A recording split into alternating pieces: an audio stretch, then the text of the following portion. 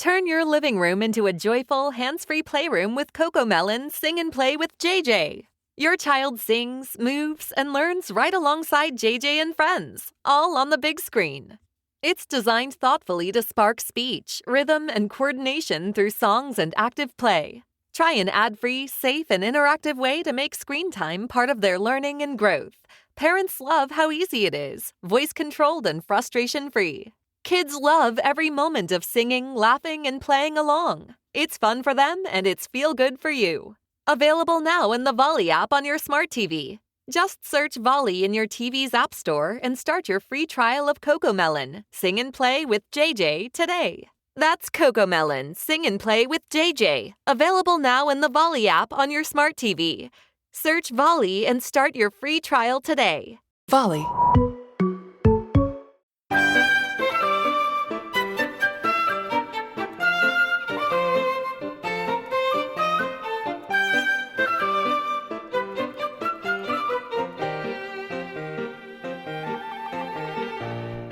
Welcome to Homeschooling Outside the Box, the podcast that encourages and equips moms to homeschool an outside-the-box child.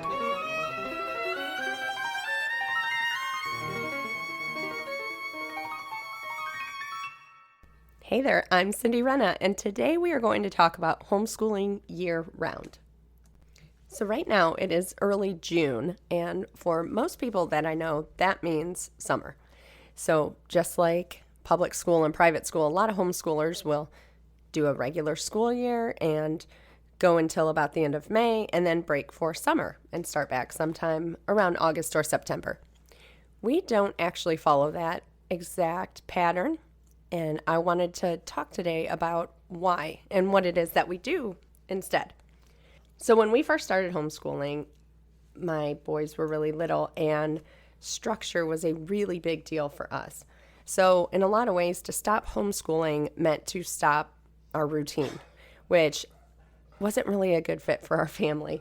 So it became apparent to me that I was going to need to find a way to still have some sort of structure in our days. Now, everybody gets excited about summer. It just leaves more room for being outside and a little more relaxed atmosphere. A lot of people go on trips or vacations, and you know, you think of summer, you think of kids running through the sprinkler, eating popsicles, playing with friends, going to the pool. And of course, I didn't want to lose any of that, but I knew I had to have a way to keep our routine in play while leaving some space for us to have sort of a break day whenever we wanted to. So first, I'm going to talk about sort of what made our decision more clear on why to go year-round, and then I'll give you a peek into what summer in the Rinna home looks like. So the first reason was brain drain. There's been multiple studies that suggest kids lose up to 3 months of the year's previous learning when the summer is taken off. Math receives an especially hard blow out of all the subjects. So the first month of the next year is spent in review. So that means at best, the kids are experiencing about a 5-month lag. My kids tend to learn better in frequent small doses anyway, so it just made sense to drag the curriculum out over the entire year. So this is why we decided to keep especially our core subjects, which are Bible, math, reading, and handwriting. We kept those going through the summer. The second reason we like to go year-round is because there's no rush to finish a book. So although we do like to wrap up sometime around May, and when I do set out to do my lesson plans, I do it on 3 terms, 3 12-week terms in the Charlotte Mason fashion. So typically, I would like to finish the book by the end of May, but if we don't, it's a really nice comfort to know that we've got summer to tie up any loose ends without quote-unquote falling behind. So I'm more concerned that the kids acquire a mastery of the subject before we move on, rather than having them half know it and then we stop just because it's time to be done. Another reason we decided to homeschool year-round is because I want to send the message. If you can hear the squeak toy in the background, that is my 80-pound black lab who's 14 years old playing with a squeak toy like she's a puppy. All right. back to what I was saying, school. We want school to equal teaching kids to love to learn. So if I'm releasing them of this for 3 months, it seemed to send a somewhat negative message that we'd rather be doing something else. So it was almost like we're setting up, let's get through this school thing so we can hurry up and get to summer, which is the good stuff. Except I want school to be the good stuff. I want to be sending the message that learning is the good stuff. And that kind of leads to the next point, that learning in real life never stops. So I know as an adult, I don't shut off my brain for 3 months out of the year. A great illustration of this was the summer after I graduated college. I actually told this story on the interview I did with Brandy Venzel, but it's such a big memory for me because it really, oddly enough, helped me shape a lot of my thoughts on education when it came to my own kids. But I had gone from taking in so much information and using my brain in such an exciting and critical way to then, after graduating from college, getting a job at a restaurant. Now, I'm not knocking servers because waitressing is really hard physically and mentally. It takes a lot of critical thinking in its own way, but it's not on the same level as college studying. So I always say that I could feel brain cells being strangled out by the mundane. And if you don't use it, you lose it. And so I was desperate to use my mind in a more complex way. So while I see the benefit in relaxing the schedule for a period, which we absolutely do in the summer, and taking small breaks along the way, I also feel like the whole summer off is just too much for us. And then the last reason that we decided to do year-round schooling is because there's so many options. So schooling year-round does not have to look the same as it does in the fall. And like I've mentioned, for us, it doesn't. We utilize, in the past, we've done summer camps, we've done vacation Bible schools. We get really project-based or field trip-based. We take a lot of sort of trips that we might not have done throughout the school year because we're more focused on books. So there's lots of room to make it look however you want. Nearly everything can be a learning experience if the right spin and application is taken. And homeschool is about making life count as learning anyway. Like Charlotte Mason says, education is a life. So most parents are already doing school in one way or another this summer.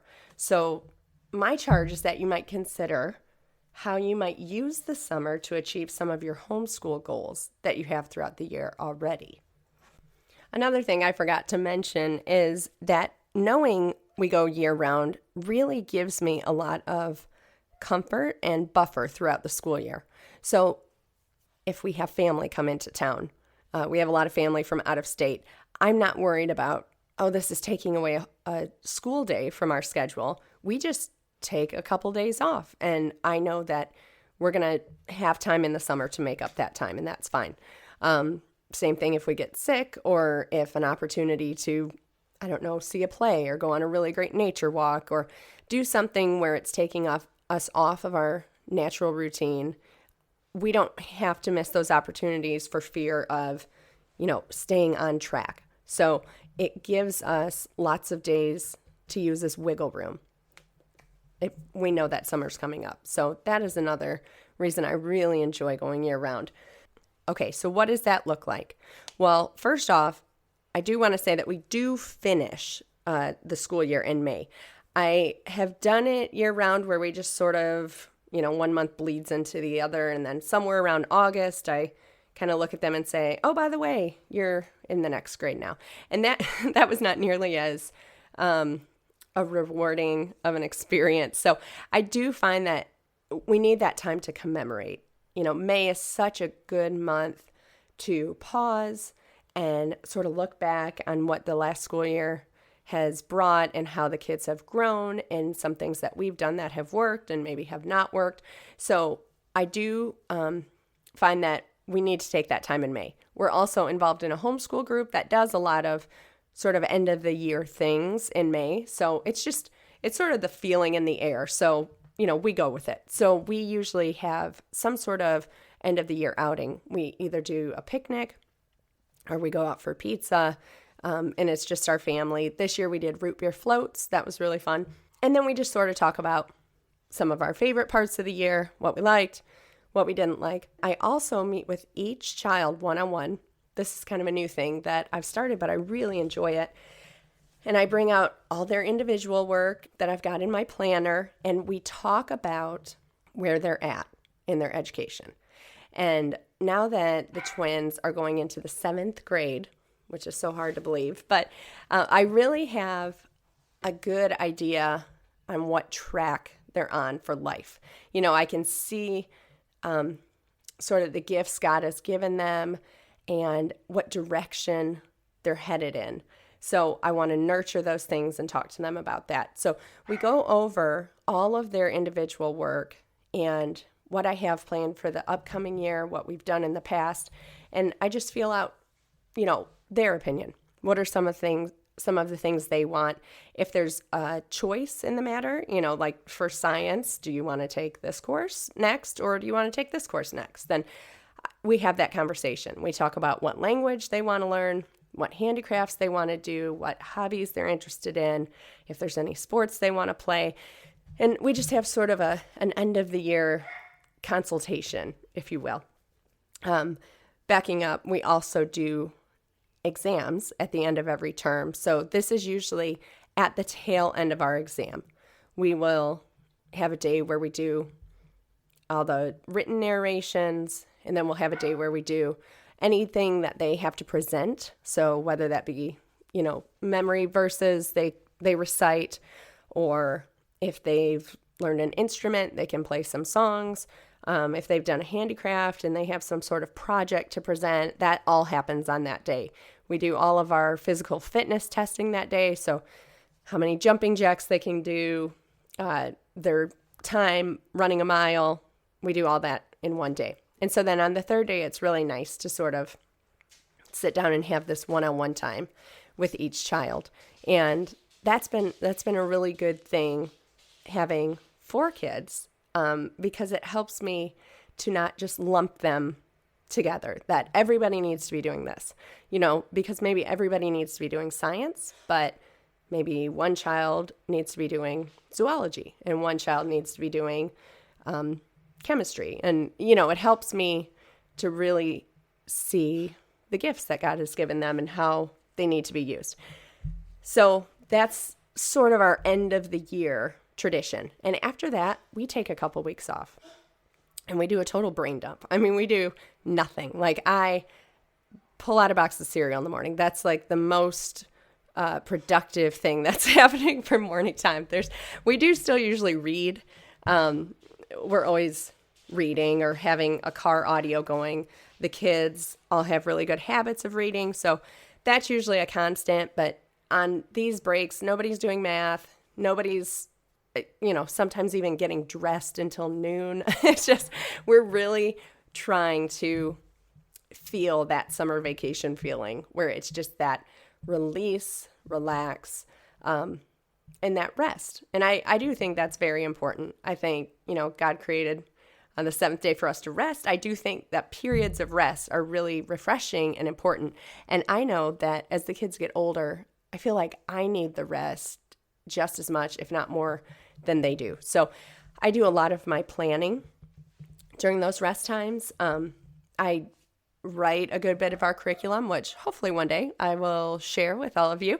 But until then, just know that it's a behind the scenes sort of thing that I'm working on. But I will do a good bit of the writing and prepping during those break weeks. And that's really something that I enjoy doing. So that doesn't feel like it's taking away from my break. But I do try to take on some projects around the house, maybe attack one of the rooms and go out for coffee with a friend. I try to fill my soul over those 2 weeks so I'm ready to start back, because there's nothing worse than homeschooling when you're burned out. So whatever that looks like for you, whatever you need to do to prevent that, you need to work that into your schedule and make that happen, because we will take a few break days here or there throughout the term. But if we go a long time and no visitors have come, or there's been no reason to take a break, sometimes we will just know it's time, and we'll just take a week off, because that is something that's really important to help you to be at your best. So when we do start back, usually what I will do is ease back in. So the first day, it's just about us getting back on routine. It's, hey, let's try to wake up before 9, and let's sit down at the table and eat breakfast, and let's pray together and start our day off right. Everybody have their quiet time. Let's read something together at the table. Let's make sure everybody's taking care of their bedroom, doing their morning chores, and actually getting ready for the day. And so we sort of have that fills our first day. And then in the second day, we kind of add back in our group work. And so usually during the school year, we'll do half of our group work at the breakfast table as a part of morning time, and then we'll meet back together at 10 o'clock and do the rest of our group work together. In the summer, I shove those 2 time periods together. So the work is so much lighter that it's not overwhelming to do that. So I just shove that into 1 time period during morning time at the breakfast table. So we get that done, and then everybody gets ready for their day, and then they're free to go. That's day 2, maybe day 3. And then after we're sort of back on track with that, then I add in their individual work. So that I just write in spiral notebooks. I got this idea from Sarah Mackenzie's blog a year, 2 years, 3 years ago, and it has been the best idea. It's so simple. You just take a spiral notebook and you write what the child has to do that day. It's that easy. So they will have a notebook come day 3 or 4, and so after group work is over, then they'll also have things they have to accomplish on their own. Sometimes these are things that they can do completely by themselves, and then sometimes they're things that they need my help with. So that takes us through to lunch for sure. Sometimes a little bit over, but generally we stop at lunch, we eat together, we read whatever book we're working on for read aloud, and then after lunch we have a little rest time, which is magical, and everybody goes to their own areas of the house and reads or listens to an audiobook or works on a project or whatever they want to do that is quiet. And we do that for about an hour, and then the rest of the day is just free. So it's a totally free afternoon as long as you've gotten all your stuff done. And that's essentially what our summer looks like. Of course, there's afternoons that are spent at the pool. There's mornings where friends show up at the park, which there's a little park right behind our house. Isn't that nice? So if a bunch of kids show up at the park, then some days we just take that whole day off and there's no time to do work because we're all outside playing, and that's fine too. Or there's garden projects, or there's family visiting. And so again, that's where that buffer is so nice that we can have a more relaxed summer. And then on those days where in Alabama it's miserably hot and all we want to do is be inside in the air conditioning, that's a great time to do school. So why not be inside and be doing that? So it gives us the flexibility to make learning a part of our life without sacrificing some of the other things that we want to be doing during the summer. So that is essentially what summer school, I hate that term, it's got such a negative stigma, summer term, let's call it that. That's what that looks like in the Rinna house. And then sometime around the end of August, I will take off another 2 weeks or a week and a half, whatever I need. And then in September, we kick off term 1. So we try to stick with the seasons. So that'll be fall term, September, October, November. Winter term, December, January, February. And then spring is March, April, May. And that has really worked for us the last few years. So I would love to hear from you guys what you do. You can go on the Facebook page, facebook.com/Cindy Rinna, and let me know, do you go year round? If you do, what does it look like? Is it just, is it a whole new thing? Is it a straight through kind of thing? Tell me why you do and why that's working for you. Thanks so much for listening to Homeschooling Outside the Box. If you are loving the show, please consider heading over to iTunes and leaving a review. This is a really great way to help other moms find out about the show so they can be encouraged and equipped just like you are. For more encouragement for yourself, head over to cindyrenna.com. I've got blog posts on there. You can listen to past episodes of the podcast, and there's even a shop if you're looking for something to help equip you more in your homeschool. Things like book lists and a nature journal and all sorts of fun stuff. So thanks again for listening, and I will talk with you soon. Bye-bye.